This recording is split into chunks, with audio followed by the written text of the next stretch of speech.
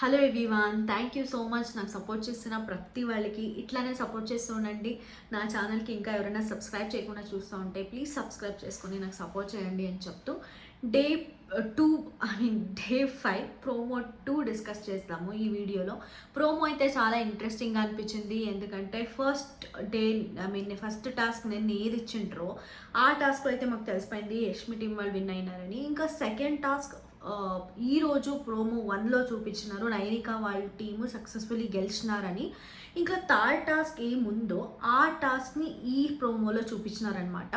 కానీ థర్డ్ టాస్క్లో చాలా ట్విస్ట్లు ఉన్నాయి, కొంచెం డిఫికల్ట్ ఉంది అని అయితే అనిపించింది. ఆ టాస్క్ ఏమంటే ఫుల్ తాడుతో ఒక మెష్లా క్రియేట్ చేసి ఉంటారు. ఆ మెష్లో దిగి సెంటర్లో ఐరన్ రాడ్ ఉంటుంది అనమాట. ఆ ఐరన్ రాడ్ మీద 5 ఇటుకల్ని జోడిపించాలి. సో ఎవరు ఫస్ట్ ఫినిష్ చేస్తారో వాళ్ళకి ఒక పవర్ ఉంటుంది. ఆ పవర్ ఏమంటే నిఖిల్ టీం నుంచి ఒక్క వ్యక్తిని వాళ్ళ టీంలోకి చేర్చుకోవచ్చు. ఇది పవర్ అనమాట. అండ్ టాస్క్ క్లియర్గా ఎక్స్ప్లెయిన్ చేస్తారు బిగ్ బాస్. చాలా క్లియర్గానే ఉంటుంది. ఆడుతున్నప్పుడు ఎవరు కంటెస్టెంట్స్ పెట్టేకొస్తారో వాళ్ళకైతే డిఫికల్టీ అయితే కనపడింది. అది ఎందుకు పృథ్వీ వచ్చి జోడిపించినప్పుడు కదిలిచ్చినాడో తెలీదు, పడేస్తున్నాడు. ఫస్ట్ ఇంకా ఏమో ప్రోగ్రెస్ అయింది అనుకుని చెప్పే పడేస్తున్నాడు. ఎందుకు పడేస్తున్నాడు ఏమి అన్నట్లయితే అర్థం అవ్వట్లేదు. అది ఫస్ట్ స్టెప్ పృథ్వీనే తీసుకొనిండు అంటే జోడిపించినప్పుడు ఈ పక్క నైనిక టీం వాడు జోడిపిస్తుంటే వచ్చి చెడిపేస్తున్నాడు. అదేమన్నా స్టెప్ తీసుకొనింటే మాత్రం పృథ్వీకి వీకెండ్లో మంచి క్లాస్ ఉంటుంది. అట్లా చెడిపేస్తూ ఉంటే ఆ పక్కల అబ్బాయి వాళ్ళంతా సెలబ్రేట్ చేస్తుంటారు. సో ఇది చూస్తే జస్ట్ పృథ్వీ అయితే తప్పు ఉందనేది అనిపించదు. అట్లా నిఖిల్ కూడా చాలా స్ట్రిక్ట్గానే ఉంటాడు. ఆ మనిషి కూడా అంటుంటాడు నించుకొని, guys you are only taking a decisions, you are only deciding what you suppose to do. అంటే మీరే డిసైడ్ అవుతున్నారు, మీరు ఏం చేయాలని, ఏం ఇట్లు చేస్తున్నారు, ఇది తప్పు అని నిఖిల్ కూడా చెప్తా ఉన్నా కూడా ఎవరు వినలేదు. ఇట్లా ఈ పక్కలో వాళ్ళు కూడా పోయి చెడిపేస్తున్నారు. వాళ్ళు జోడిపించినప్పుడంతా వీళ్ళు పోయి చెడిపేస్తున్నారు.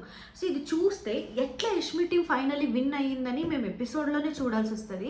ఎందుకంటే వీళ్ళు చెడిపేస్తున్నారు, వీళ్ళు చెడిపేస్తున్నారు. అట్లున్నప్పుడు ఎట్లా 5 ఇటుకల్ని కంటిన్యూస్గా యష్మి టీం వాళ్ళు చేయగలుగుతారు? Mostly Nikhil at the final stage start చేసిండు అనుకుంటా, ఎవరు చెడిపేయకూడదు అని. అప్పుడు ఎవరు చెడిపేయకుండా 1 ఇటుకల్ని లైక్ దోస్ 5 ఇటుకల్ని ఫస్ట్ పోయి యష్మి టీం వాళ్ళు సక్సెస్ఫుల్లీ జోడిపించవచ్చు. రూల్స్ ఫాలో అయినామని వాళ్ళు ఖుష్ అవుతుండొచ్చేమో. సో ఇది 1 పాసిబిలిటీ. ఇది టాస్క్ అంతా అయిపోయినాక తింటా ఉంటారు. అప్పుడు వచ్చేసి సీత అబ్బాయికి చెప్తుంది అనమాట, మీరు ప్లేట్స్ ఏమేమి ఉంటాయో అది మీరే కడగండి, మేము కడగము అంటది.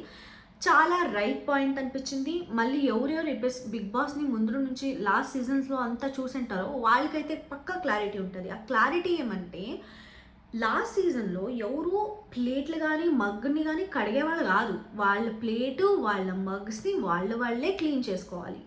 కుకింగ్ డిపార్ట్మెంట్ అనేది ఏముంటుందో అది పెద్ద పెద్ద యుటెన్సిల్స్ కుకింగ్కి ఏం వాడింటారో వాళ్ళు మాత్రమే కడిగేవాళ్ళు వారు. అదే పాయింట్ సీత కూడా ఇది పెడుతుంది. కానీ అబ్బాయి వినేకి అస్సలు రెడీ లేదు. సో అప్పుడు పొయ్యి సీత ఏడుస్తుంటుంది అనమాట. వీళ్ళు తినేసి చేస్తూ ఉంటే నేను బేబక్క ఇద్దరే ఎంతని చేసేకైతుంది బిగ్ బాస్ హౌస్లో, ఇంకా మేము ఆడకూడదా, మేము ముందు పోకూడదా అని ఏడుస్తుంది. విచ్ ఇస్ సో రైట్ అనిపించింది. వాళ్ళు అండర్స్టాండ్ చేసుకొని కోఆపరేట్ చేస్తే మంచిగా ఉంటుంది అని అనిపిస్తుంది.